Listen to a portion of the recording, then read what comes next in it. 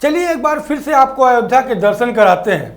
इस बार 4 और 5 जून को एक बार फिर राम जन्मभूमि मंदिर में प्राण प्रतिष्ठा की रस्म अदा की गई।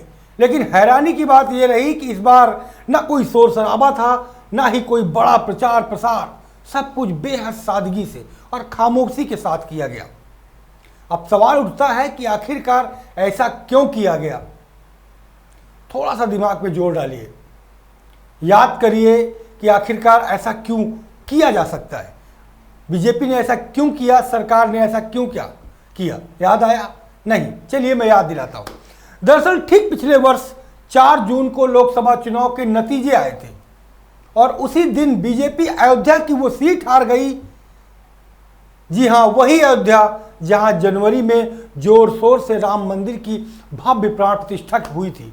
प्रधानमंत्री नरेंद्र मोदी से लेकर देश के फिल्म इंडस्ट्री, बिजनेसमैन, क्रिकेटर्स और तमाम वीआईपी मेहमानों को बुलाया गया था। इतना ही नहीं, आम जनता को तो मंदिर परिसर में आने से रोक दिया गया था। लेकिन इस बार 5 जून को दोबारा प्राण प्रतिष्ठा हुई। सिर्फ इस बार उत्तर प्रदेश के मुख्यमंत्री योगी आदित्यनाथ पहुंचे। इस बार न तो इसे बीजेपी ने चुनावी एजेंडे के तरीके प्रचारित किया और न ही कोई केंद्रीय नेता वहां नजर आया। अब सवाल यह है, क्या एक ही मंदिर में 2 बार की प्राण प्रतिष्ठा की जा सकती है? क्या आपने गौर किया है कि अयोध्या की हार के बाद बीजेपी के किसी बड़े नेता ने वहां का रुख किया? शायद नहीं। न तो चुनाव पास में है और न ही कोई राजनीतिक जरूरत।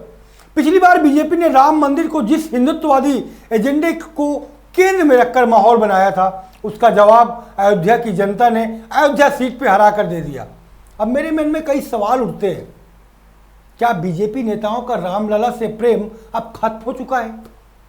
जिस मुद्दे पर बीजेपी महज 2 सीटों से सत्ता तक पहुंची हो, उसी मंदिर से अब ऐसा व्यवहार क्यों? क्या किसी मंदिर में 2 बार की प्राण प्रतिष्ठा की जाती है?